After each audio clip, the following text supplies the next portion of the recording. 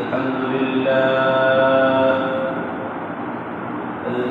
لله وكفى وسلام على عباده الذين اصطفى أما بعد فأعوذ بالله من الشيطان الرجيم بسم الله الرحمن الرحيم لقد من الله على المؤمنين إذ بعث فيهم رسولا منهم إلى آخر الآية وقال تعالى ويعبدون من دون الله ما لا يضرهم ولا ينفعهم صدق الله العلي العظيم সকলে দুরূদ ইব্রাহিম اللهم صل على سيدنا محمد وعلى آل سيدنا محمد كما صليت على سيدنا إبراهيم وعلى آل سيدنا إبراهيم إنك حميد مجيد اللهم بارك على سيدنا محمد وعلى آل سيدنا محمد كما باركت على سيدنا إبراهيم وعلى آل سيدنا إبراهيم إنك حميد مجيد আলহামদুলিল্লাহ মানে দুনিয়া দেখলাম বর্তমানে কি মাস চলতেছে চান্দ্র মাস সম্বন্ধে আমাদের মনে আছে চান্দ্র মাস সম্বন্ধে বর্তমানে কি মাস চলতেছে রবিউল আউয়াল কোন মাস রাসূল করিম সাল্লাল্লাহু আলাইহি ওয়াসাল্লামের পৃথিবীতে আগমনের মাস রাসূলুল্লাহ সাল্লাল্লাহু আলাইহি ওয়াসাল্লামের নবুয়ত লাগার মাস রাসূলুল্লাহ সাল্লাল্লাহু আলাইহি ওয়াসাল্লামের দুনিয়া থেকে বিদায় নেওয়ার মাস বস্তুত চান্দ্র মাসের তারিখটা জেনে রাখা এটা আমাদের জন্য অপরিহার্য বিষয় ফরজে কিফায়া চান্দ্র মাসের তারিখ জানা এটা হিজরি তারিখ বলে আমরা এটা জানা ফরজে কিফায়া অর্থাৎ সবাই খবর না রাখলেও কাউকে না কাউকে খবরগুলো রাখতে হবে আমরা তো গুরুত্ব দিই না পরে রমজান আসলে পরে খবর হয় অথচ আমাদের যত ইবাদত রয়েছে ওদের অনেকগুলো ইবাদত এই চাঁদের উপর নির্ভরশীল রমজান দুই ঈদ হজ কুরবানি এই ধরনের আরো বহু ইবাদত রয়েছে যেগুলা চাঁদের উপর নির্ভরশীল চান্দ্র মাসের উপর নির্ভরশীল সেই জন্য আমরা চান্দ্র মাসের তারিখটা খেয়াল রাখবো বিশেষ করে যারা পত্রিকা পড়ি পত্রিকার উপরে লেখা থাকে তারিখটা আমরা একবার দেখে নিলেই খেয়াল থাকে এরপরে আরবি আর ইসরাই খ্রিস্টাব্দ ইংরেজি তারিখ দুইটার মধ্যে কয়দিনের ব্যবধান এটা একবার খেয়াল রাখলে তখন আমার একটা ধারণা তৈরি হয়ে যাবে আজকে আরবি কয়টা রবিউল আউয়ালের আজ হচ্ছে 11 তারিখ রাসূল করিম সাল্লাল্লাহু আলাইহি ওয়াসাল্লাম এমন একটা সময় পৃথিবীতে আগমন করেছেন যখন পৃথিবী ছিল পৃথিবীর সবচেয়ে নিকৃষ্টতম সময়ে যাপন করছিল এটাকে জাহিলি জামানা বলা হয় বা আইয়ামে জাহিলিয়ত বলা হয় এমন এক জামানা ছিল যে জামানায় মানুষকে জিন্দা দাফন করে ফেলত মেয়েদেরকে জিন্দা জীবিত দাফন করে ফেলত মানুষ মূর্তি পূজার আবাদত করত দুর্বলরা সবলদের হাতে নির্যাতিত হতো এমনকি যুগ যুগ পুত্র পারস্পরিক ঝগড়া বিবাদ যুদ্ধ বিগ্রহ সর্বদা লেগেই থাকে এমনও ইতিহাস আছে এক পুত্রের লোক আরেক পুত্রের কারো একটা মুরগি একটা হাঁস বা একটা ছোট প্রাণী মেরে ফেলছে তখন ওসিয়ত করতো যে আমরা তো তাদের কাছ থেকে প্রতিশোধটা নিতে পারি না এই মুরগি মারা বা গরু মারা এই প্রতিশোধটা তোমরা নিবা তারা প্রতিশোধ তুলে যেত এবার প্রতিশোধ পাল্টা প্রতিশোধ যুগ যুগ করে চলতো, 200-300 বছর পর্যন্ত এই প্রতিশোধের ঝগড়া বিবাদ যুদ্ধ লেগে থাকে। শুরু হতো ছোট্ট একটা বিষয় দিয়ে, একজন একজনকে কিল মারছে, থাপ্পড় মারছে, বাস পুরা যুদ্ধ লেগে চলে আসো অমুক আমার থাপ্পড় মারছে, এটা প্রতিশোধ নিতে হবে, বাস শুরু হয়ে গেল লড়াই যুদ্ধ। এই যুদ্ধ যুগ যুগ ধরে চলে আসে, এভাবেই চলবে।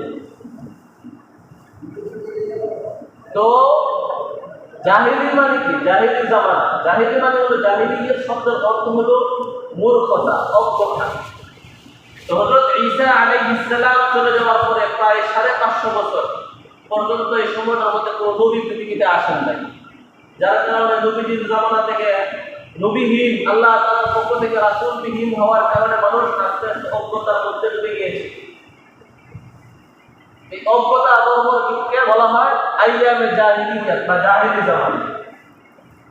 তো সংক্ষেপে জাহিলি জামানার পরিচয় এটাই যে মূর্খতাপূর্ণ, বর্বরতাপূর্ণ যুগ, অন্ধকার যুগ। এই সময়কাল সম্পর্কে ঐতিহাসিকগণ বলেন যে নবীজির আগমনের আগে 150 থেকে 200 বছর, এটা হলো জাহিলি জামানা। আবার কোনো ইতিহাসিক বলেন ঈসা আলাইহিস সালাম যখন উপরে উঠে গেলেন, এরপর থেকে নিয়ে নবীজির আগমনের পর আগ পর্যন্ত যে সময়টা 550 বছর, এই পুরোটাই হলো জাহিলি জামানা। তো জাহিলিয়ত শব্দটা কোরআনেও এসেছে, হাদিসেও এসেছে। কোরআনে জাহিল শব্দটা এসেছে, আল্লাহ তাআলা ইরশাদ করেন, সুম্মা আনজালা আলাইকুম মিন বা'দিল গাম্মি আমানাতান নু'আসান ইয়াগশা তা'iফাতান মিনকুম ওয়া তা'iফাতুন ক্বাদ আহাম্মাতুহুম আনফুসুহুম ইয়াদুন্নুনা বিল্লাহি গায়রাল হাক্কি ওয়া দুন্নাল জাহিলিয়াহ। এই আয়াতে জাহিলিয়ত শব্দটা মিথ্যা ধারণা অর্থে ব্যবহৃত হয়েছে। আল্লাহ তাআলা বলেন যে তোমাদের পেরেশানির পর, চিন্তার পর আল্লাহ তাআলা তোমাদের উপর রহমত, প্রশান্তি নাযিল করলেন। যে প্রশান্তি তোমাদের একদলকে আচ্ছন্ন করেছে, একদলের উপর প্রশান্তি এসেছে, আর আরেক দল শুধু নিজেদেরকে নিয়ে ব্যস্ত, তারা আল্লাহ তাআলার উপর ভ্রান্তিসুলভ ধারণা করছে। অন্যত্র জাহিলিয়ত শব্দটি এসেছে, আল্লাহ তাআলা বলেন আফাহুকমান জাহিলিয়াতি ইয়াবগুন, তারা কি জাহিলি জামানার বিধিবিধান কামনা করে? অথচ আল্লাহ তাআলা ওমান আহসানু মিনাল্লাহি হুকমান লিকাওমিন ইউকিনুন, যারা আল্লাহ তাআলার উপর দৃঢ় বিশ্বাস রাখে তাদের জন্য আল্লাহ তাআলা বিধানই সর্বোত্তম বিধান। আল্লাহর প্রতি বিশ্বাস রাখলে জাহিলি জামানার বিধান কেউ যাবে না। আমরা বর্তমান জামানার সাথে তুলনামূলক বিশ্লেষণ একটু পরে করবো ইনশাআল্লাহ। জাহিলি জামানার মধ্যে যে মূর্খতা, কেমন মূর্খতা ছিল, আর বর্তমান জামানায় আমরা কি হালত আছে। তো আল্লাহ তাআলা আরেক জায়গায় বলেন, রাসূল করিম সাল্লাল্লাহু আলাইহি ওয়াসাল্লামের স্ত্রীদেরকে, উম্মুল মুমিনিনদেরকে আল্লাহ তাআলা বলতেছেন, ওয়াকারনা ফি বুয়ুতিকুন্না ওয়ালা তাবাররাজনা তাবাররুজাল জাহিলিয়াতিল উলা, তোমরা তোমাদের ঘরে থাকো। জাহিলি জামানায় যেভাবে পোশাক আশাক ঠিকঠাক না করে ঘর থেকে বেরিয়ে যেতে, বা জাহিলি জামানায় যেভাবে সাজসজ্জা করে ঘর থেকে বের হতে, সেভাবে তোমরা এখন বের হবে না। এখন তোমরা নিজেদেরকে ঘরে আবদ্ধ করে দাও। ইসলামের বিধান নারীদের প্রতি, জাহিলি জামানার মতো সাজসজ্জা করে বাহিরে না বের হবো। আমাদের ধরে নাকি বাহিরে বের হয় না, এটাকে আল্লাহ তাআলা জাহিলি জামানার বিধান বলতেছেন। আরেক আয়াতে এসেছে জাহিলি জামানার কথা, ইনজালাল্লাযীনা কাফারু ফি কুলুবিহিমুল হামিয়াতা হামিয়াতাল জাহিলিয়াহ, যখন কাফেররা তাদের অন্তরে জাহিলি জামানার সুলভ, জাহিলি জামানার অহংকার সুলভ অহংকার নিজেদের হৃদয়ে রাখলো, পোষণ করলো, তখন আল্লাহ তাআলা মুমিনদেরকে প্রশান্তি দান করে। আনজালাল্লাহু সাকিনাতাহু আলার রাসূলি ওয়া আলাল মুমিনিন, তখন আল্লাহ তাআলা কি করলেন? রাসূলুল্লাহ সাল্লাল্লাহু আলাইহি ওয়াসাল্লামের উপর এবং মুমিনদের উপর প্রশান্তি নাযিল করলেন। ওয়া আলজামাহুম কালিমাতাত তাকওয়া, এবং তাদেরকে তাকওয়ার উপর অটল অবিচল রাখলেন। এক হাদিস বা জাফর তাইয়ার রাদিয়াল্লাহু তাআলা আনহুর ভাষণে আমরা জাহিলি জামানা সম্পর্কে একটু শুনি। ৫ম হিজরিতে ইসলামের আগমনের পর রাসূলুল্লাহ সাল্লাল্লাহু আলাইহি ওয়াসাল্লামের নবুয়ত লাভের পর যখন কিছু কিছু সাহাবী ইসলাম ধর্ম গ্রহণ করা শুরু করলেন, তখন কাফেররা তাদের উপর নিপীড়ন নির্যাতনের তীব্র চালানো শুরু করল। প্রথমে একদল আবিসিনিয়া হিজরত করেছে, তো এটা দ্বিতীয়ত পঞ্চম হিজরিতে, পঞ্চম নবুয়তের পঞ্চম বছরে। তো নবুয়তের পঞ্চম বছরে হযরত জাফর ইবনে আবি তালেব, নবীজির চাচা জাফর তাইয়ার রাদিয়াল্লাহু আনহুর নেতৃত্বে 100 জনের একটি কাফলা বাদশা নাজাশির এলাকা আবিসিনিয়ায় হাবশায় হিজরত করে। ওই জামানার হাবশা হচ্ছে বর্তমান জামানার ইতিহাসবিদদের মতে ইথিওপিয়া, ইরিত্রিয়া, সোমালিয়া এবং সুদানের পূর্বাঞ্চলের কিছু এলাকা। এই এলাকাটা বিশাল এলাকা নিয়ে ওই সময় হাবশা এলাকা। আর বাদশা নাজাশির রাজধানী যেটা ছিল সেটা হলো বর্তমানের ইথিওপিয়া, আফ্রিকার, সবসময় আফ্রিকা মহাদেশে। তো বাদশা নাজাশির কাছে তখন মক্কার কাফেরদের নেতৃস্থানীয় ব্যক্তিদের একটা দল গেল বাদশা নাজাশির কাছে, গিয়া বললো আমাদের এলাকার কিছু লোক তারা বিধর্মী হয়ে গেছে, ওই আপনার কাছে চলে আসছে, তো তাদেরকে আমাদের হাতে উঠিয়ে দেন, আমরা দেশে নিয়ে আসি। তাদের ব্যাপারে বলতেছেন 100 জন সাহাবী কাফেরদের নির্যাতনে স্টিমুলার সইতে না পেরে নবীজির নির্দেশে তারা হিজরত করেছে। তখন মক্কার কাফেররা গিয়ে বলছে তাদেরকে আমাদের হাতে উঠে আসে। তো বাদশা নাজাশী ছিলেন বিচক্ষণ মানুষ, তিনি বললেন তোমাদের হাতে উঠিয়ে দিব, আমি আগে তাদের কথা শুনি নেই, হাতটা যেহেতু উঠিয়ে দিতে পারি না। তো তিনি তাদেরকে ডাকলেন, তো তাদেরকে জিজ্ঞাসা করলেন যে তোমরা কি বিষয়ে চলে আসছো। তখন জাফর তাইয়ার রাদিয়াল্লাহু আনহু লম্বা করে ভাষণ দিলেন।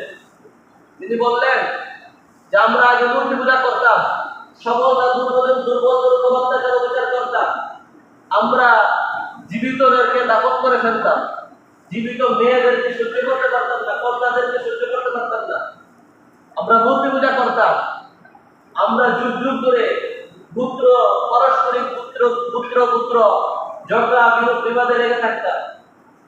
এরপর আল্লাহ তাআলা এক রাসূল পাঠিয়েছেন আমাদের কাছে, সেই রাসূল এসে আমাদেরকে এক আল্লাহর আনুগত্য করার নির্দেশ দিয়েছেন, মানুষের গোলামি থেকে আমাদেরকে মুক্তি দিয়েছেন। আমরা তার উপর ঈমান এনেছি, তাকে বিশ্বাস করেছি, এক আল্লাহর উপর বিশ্বাস করেছি, এক আল্লাহর উপর ঈমান এনেছি। এখন মক্কার কাফেররা মূর্তি পূজক, তারা আমাদের ঈমানকে সহ্য করতে না পেরে আমাদের উপর নিপীড়ন চালানো শুরু করেছে। আমরা এই তাদের নির্যাতন নিপীড়ন থেকে বাঁচার লক্ষ্যে আপনার কাছে হিজরত করে চলে এসেছি, আপনার দেশে এসেছি। যখন বাদশা নাজাশী বললেন যে আল্লাহ তাআলা তোমাদের নবীর উপর যে বাণী পাঠিয়েছেন তার কিছু কি তোমাদের কাছে আছে? তখন জাফর রাদিয়াল্লাহু আনহু বললেন যে হ্যাঁ আছে। এরপর থেকে সূরা মারইয়ামের কাফ হা আইন সাদ আয়াত তেলাওয়াত করলেন। তেলাওয়াত করতে থাকলেন। এক পর্যায়ে বাদশা নাজাশী শুনতে আবেগ আপ্লুত হয়ে তার চোখের অশ্রু ঝরে একবার তার দাড়ি পর্যন্ত ভিজে গেল। তো বাদশা নাজাশী বললো যে না, আমি তাদেরকে তোমাদের হাতে তুলে দেব না। তো আমাদের এখানে বলা উদ্দেশ্য হলো যে জাফর রাদিয়াল্লাহু আনহুর ভাষ্যে তিনি জাহেলি জামানার বিবরণ দিচ্ছেন, যে জাহেলি জামানাটা কেমন ছিল। তাছাড়া কোরআনে কারিমে জায়গায় জায়গায় জাহেলি জামানার বিভিন্ন ভ্রান্তির কথা এসেছে। আল্লাহ তাআলা বলেন ওয়া ইয়াবুদুনা মিন দুনিল্লাহি মা লা ইয়াদুররুহুম ওয়া লা ইয়ানফাউহুম। তারা এমন সব জিনিসের উপাসনা করত, মানে মূর্তির আর কি, যারা তাদের কোনো ক্ষতিও করার ক্ষমতা রাখতো না, কোনো উপকারও করার ক্ষমতা রাখতো না। মূর্তির কি কোনো কিছু করার ক্ষমতা আছে? মূর্তিটা যে ভেঙে ফেলা হয়, মূর্তি নিজে কি নিয়ে হেফাজত করতে পারে, মানুষের কি হেফাজত করে? তো রাসূলুল্লাহ সাল্লাল্লাহু আলাইহি ওয়াসাল্লামের আগমনের পূর্বে সর্বত্র তারা মূর্তি পূজা করত, পরস্পর হানাহানি মারামারি যুদ্ধ বিগ্রহ লেগে থাকে। কিন্তু ইসলাম যখন চলে আসছে তখন অবস্থা এমন হয়েছে যে নিজেরা সকল মুসলমানকে পরস্পরের ভাই হিসাবে বানিয়ে দিয়েছে। সকল মুসলমান পরস্পর ভাই ভাই, ইসলামের মিলাদ এসেছে, আল মুসলিমুনা কাজাসাতিন ওয়াহিদিন, সমস্ত মুসলমান পরস্পর ভাই ভাই। অবস্থা এই পর্যায়ে এক পর্যায়ে এমন হয়েছে, ইসলামের জন্য, আল্লাহর জন্য একে অপরের জন্য পক্ষী হয়ে লড়তে শুরু করেছে। এমনকি ইসলামের জন্য, আল্লাহর জন্য ভাইয়ের বিরুদ্ধে, পিতার বিরুদ্ধে পর্যন্ত তারা তরবারি উঁচিয়ে ধরতে চিন্তা করছে। আগে কি করতো? ভাইয়ের পক্ষে অন্যায় জুলুমের পক্ষে অবলম্বন করে অন্যের বিরুদ্ধে লড়াই করত। মুহাদ্দিসিনে কেরাম বলেন, রাসূলুল্লাহ সাল্লাল্লাহু আলাইহি ওয়াসাল্লাম মদিনায় আগমনের পর আউস এবং খাজরাজ দুটি গোত্র একত্র হয়ে গেছে, যেটাকে বলা হয়েছে কোরআনে কারীমে লা আনসাব বাইনাহুম ইয়াওমাইদিন ওয়া লা ইয়াতাসাআলুন। এটা লা আনসাব বাইনাহুম বলে মদিনার গোত্রপ্রীতি যে ছিল সেটার দিকে ইঙ্গিত করা হয়েছে। তো মুফাসসিরিনে কেরাম বলেন, আউস এবং খাজরাজ গোত্র দুটি একত্র হয়ে যাওয়া, পরস্পর ভাই ভাই হয়ে যাওয়া, এটা ইসলামের অন্যতম একটি গুরুত্বপূর্ণ মুআজিজা, আল্লাহ তাআলার অনেক বড় একটি নিদর্শন। মিন আ'জাবি আয়াতিল্লাহ, আল্লাহ তাআলা সবচেয়ে আশ্চর্যজনক একটা নিদর্শন হলো আউস এবং খাজরাজ এই দুই গোত্র একত্র হয়ে যাওয়া। এবং মনে করেন বর্তমান বিশ্বে দুই পরাশক্তি মুখোমুখি মারামারি করবে, এখন দুইটা একত্র হয়ে যাওয়া কখনোই সম্ভব না। ওই সময় এরকমই ছিল আউস এবং খাজরাজ। জাহিলি জামানায় তারা কন্যা সন্তানকে সহ্য করতে পারত না। এই বিষয়টি কোরআনে কারীমের মধ্যে এসেছে, ওয়াইদা তুশিরা আহুম বিল উনসা যাল্লা ওয়াজহুহু মুসওয়াদ্দান ওয়া হুয়া কাযীম। যদি তাদের সন্তান হওয়ার পরে তাদেরকে কন্যা সন্তানের সুসংবাদ দেওয়া হবে, যে তোমার তো মেয়ে হয়েছে, তখন তাদের চেহারা অন্ধকার হয়ে যেত, তাদের চেহারা দুঃখে ভারাক্রান্ত হয়ে যেত। তো বর্তমান জামানায় আমাদের মধ্যে এই রোগ ছড়ায় পড়ছে না, পড়ছে না? বর্তমানে এই জাহিলি জামানা আবার আমাদের মধ্যে চলে আসছে। কন্যা সন্তান আমাদের সহ্য হয় না। সবাই না, অনেকেরই অবস্থা হয় যে কন্যা সন্তান হলে তাদের চেহারা কালো হয়ে যায়। অথচ কন্যা সন্তান হলো জান্নাত। হাদিসে এসেছে, যে ব্যক্তি 3 জন কন্যা সন্তানকে লালন পালন করে বড় করবে, জারিয়াতাইনে 2 জন কন্যা সন্তানকে লালন পালন করে বড় করবে, আনা ওয়াহাতাইনে কাল জান্নাহ আনা ওয়াহাতাইনে ফিল জান্নাহ। নবীজি বলেন, আমি এবং সে জান্নাতে এরকম থাকবো। দুইটা আঙ্গুল দেখায় বলছে, আমি এবং সে জান্নাতে 2 আঙ্গুল বরাবর থাকবে। জাহিলি জামানার যে বর্বরতা, অন্ধকারের জন্য অবস্থা ছিল, সেটা আমাদের মধ্যে চলে আসে। জাহিলি জামানায় জীবিত কন্যাদেরকে দাফন করে ফেলতো, এটা কোরআনের মধ্যে এসেছে। তাদেরকে জিজ্ঞেস করা হবে, ওয়াইদাল মাউউদাতু সুইলাত বিআইয়ি যামবিন কুতিলাত। জীবিত প্রতিত মেয়েদেরকে জিজ্ঞেস করা হবে, কি অপরাধে তোমাদেরকে দাফন করা হয়েছে, কি অপরাধে তোমাদেরকে হত্যা করা হয়েছে। তো তাদেরকে জিজ্ঞেস করা হবে, যারা তাদেরকে হত্যা করেছে, অভিভাবক, তাদেরকেও জিজ্ঞেস করা হবে। জাহিলি জামানার আরো যে সমস্ত বেদি ছড়িয়ে পড়েছিল, সেগুলো ছিল মদ, জুয়া, তারপরে বদমারি, তীর দিয়ে তারা নেককারি বদমারি করবে। একটা ভালো কাজ করবে কি করবে না, তীর নিক্ষেপ করে পরীক্ষা করবে। এটা কোরআনে কারীমের মধ্যে এসেছে, ইন্নামাল খামরু ওয়াল মাইসিরু ওয়াল আনসাবু ওয়াল আসলাম রিজসুম মিন আমালিশ শাইতান। তো জাহিলি জামানার এই কাজটাকে কোরআনে কারীমে নিষেধ করা হয়েছে। এরকম আরো অনেক জাহিলি জামানার বর্বরতাগুলো একে একে কোরআনে কারীমে একটা ধরে নিষেধ করা হয়েছে। সবগুলো তো বিস্তারিত বলা সম্ভব নয়। এখন আমরা একটু দেখি যে জাহিলি জামানায় হইতো অন্ধকারের যুগে তারা মূর্খ ছিল, তাদের মধ্যে কোনো দ্বীন ধর্ম ছিল না। যা থাকার কারণে ঈসা আলাইহিস সালাম থেকে তারা অনেক দূরে সরে এসেছিল, যার কারণে তারা এই অন্ধকারের জন্য মূর্খতার মধ্যে ডুবে গিয়েছিল, বর্বরতার মধ্যে ডুবে গিয়েছিল। বর্তমান জামানা সেই মূর্খতা থেকে কতটুকু দূরে আছি আমরা? আমাদের রাসূল করিম সাল্লাল্লাহু আলাইহি ওয়াসাল্লামের দ্বীন তো আল্লাহ তাআলা কিয়ামত পর্যন্তের জন্য হেফাজতের জিম্মাদারি নিয়ে নিয়েছেন। ইন্না নাহনু নাযালনা যিকরা ওয়া ইন্না লাহু লাহাফিজুন। আমাদের যে কুরআন, এই কুরআনের হেফাজতের দায়িত্ব আল্লাহ তাআলা নিয়ে নিয়েছেন। কিয়ামত পর্যন্ত ইসলামের বিধিবিধানের মধ্যে কোনো ধরনের রদবদল হবে না। এবং রাসূল করিম সাল্লাল্লাহু আলাইহি ওয়াসাল্লামের ওয়ারিস স্বরূপ উলামায়ে কেরাম যুগ ধরে আছে। আল উলামা ওয়ারাসাতুল আম্বিয়া। এরপরও আমাদের মধ্যে সেই জাহিলি জামানার মূর্খতা আছে কি নাই? জাহিলি জামানায় মদ ছিল সর্বত্র, সব মদ খেয়ে মাতাল হয়ে থাকত। বর্তমান জামানায় 90% মুসলমানের বাংলাদেশে লাইসেন্স দিয়ে মদের কি করা হয়, অনুমোদন দেওয়া হয়। মদ খেয়ে মাতাল হয়ে থাকে মানুষ। অথচ এই মদ এবং জুয়া এমন দুটি কাজ, যে দুটি কাজ মানুষকে সমস্ত ইবাদত বন্দেগী থেকে দূরে রাখে, নামাজ থেকে দূরে রাখে, আল্লাহ আল্লাহ রাসূল থেকে ভুলিয়ে দেয়। এগুলোকে শয়তানের কাজ বলা হয়েছে। জিনা ব্যভিচার, জাহিলি জামানায় যেন জিনা ব্যভিচার সর্বত্র, নারী ছিল সবচেয়ে বেশি নির্যাতিত নিপীড়িত। বর্তমান জামানায় কি জাহিলি জামানা থেকে কম নির্যাতিত নাকি বেশি? বিশেষজ্ঞদের মতে জাহিলি জামানা থেকে আরো বেশি নির্যাতিত বর্তমান জামানায় নারীরা। পর্দা তো পর্দা, দিনদারি, এগুলোর প্রতি তো আমাদের কোনো ভূক্ষেপই নাই। শুধু নারীরাই দায়ী না, পুরুষরাও দায়ী, নারীরাও দায়ী এই সমস্ত অন্যায়ের জন্য। সুদী কারবার, জাহিলি জামানায় সর্বত্র সুদী কারবারের মাধ্যমে তারা আয় রোজগার করত। ইসলাম আসার পরে নবীজি বলছেন, যার কাছে যার সুদ আছে সব ছেড়ে দাও, তাও কেউ তার কাছ থেকে সুদ গ্রহণ করবে না। আগে যেগুলো গ্রহণ করছো ইসলাম গ্রহণের আগে, সেগুলো আল্লাহ মাফ করে দিবে। এখন ইসলাম আমাদের সামনে আছে, তারপরেও কি আমরা সুদী কারবার করি না? করি না। অথচ যারা সুদী কারবার করে তাদেরকে সরাসরি আল্লাহর বিরুদ্ধে যুদ্ধ বলে ঘোষণা করা হয়েছে। তাই লাম তাফআলু ফাযানু বিহারবিন মিনাল্লাহি ওয়া রাসূলিহি।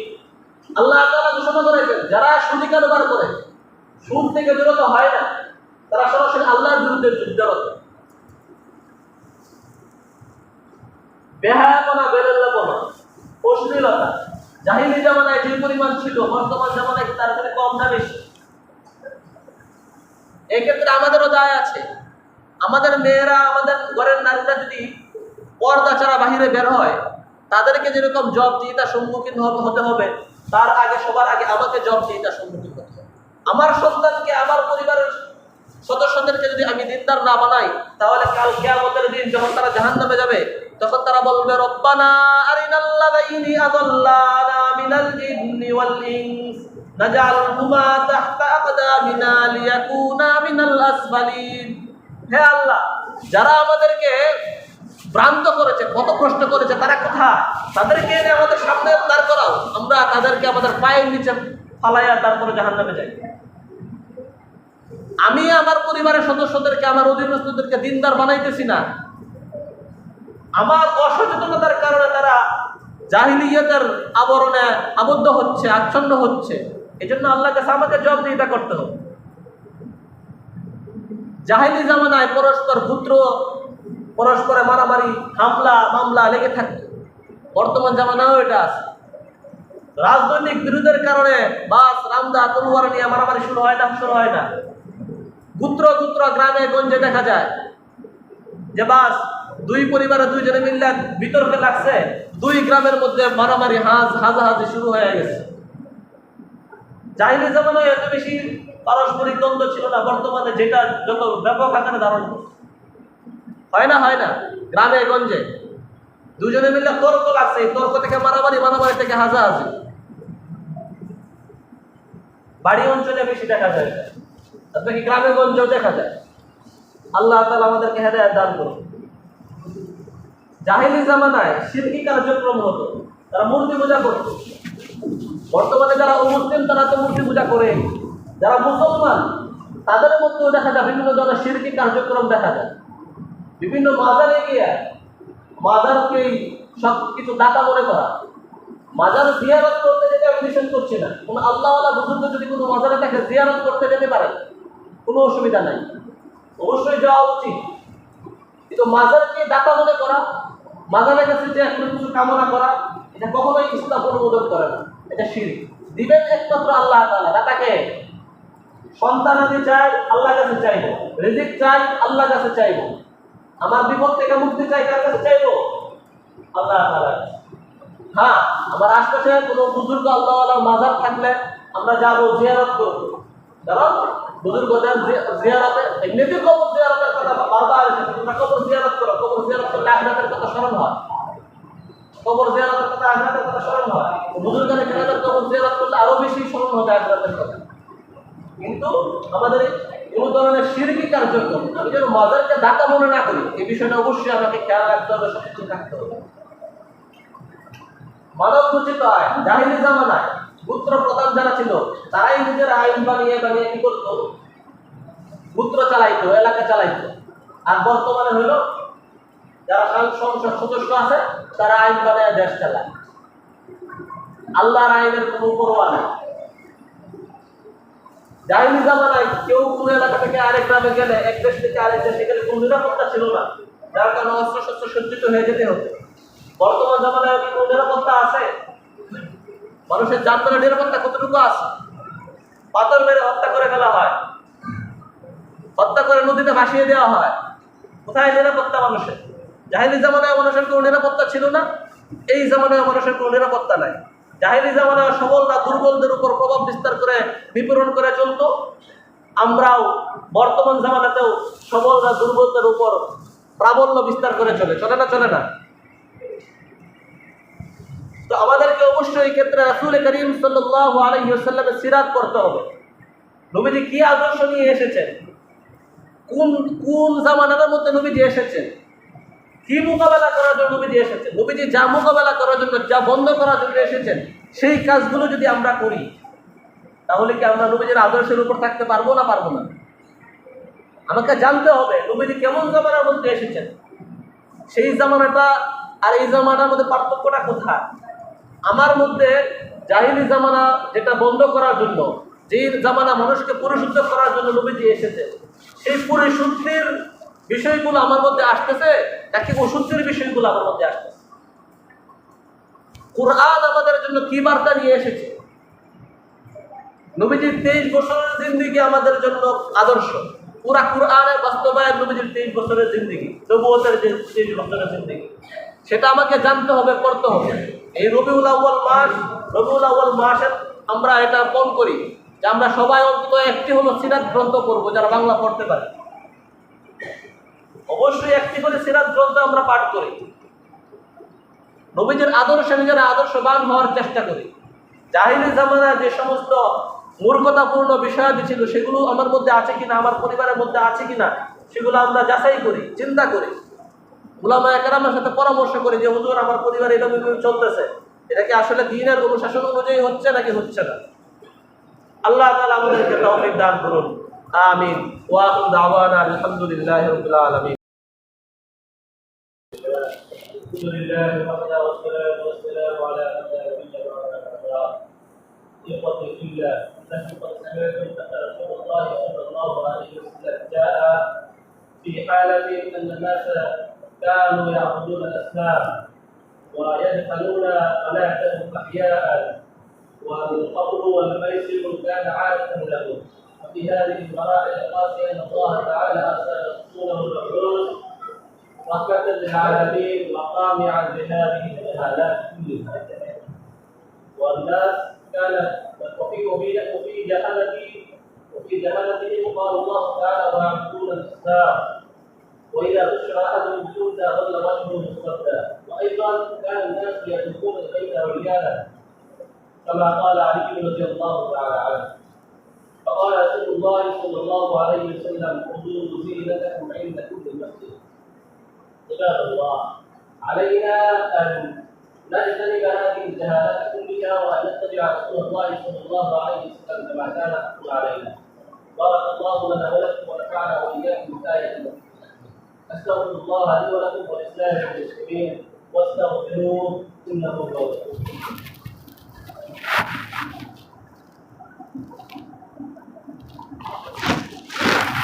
إن الحمد لله نحمده ونستعينه ونستغفره ونؤمن به ونتوكل عليه ونعوذ بالله من شرور أنفسنا ومن سيئات أعمالنا. من يهده الله فلا مضل له ومن يضلل فلا هادي له. ونشهد أن سيدنا وحبيبنا ومولانا محمدا عبده ورسوله الذي أرسله إلى كافة الناس بالحق بشيرا ونذيرا وداعيا إلى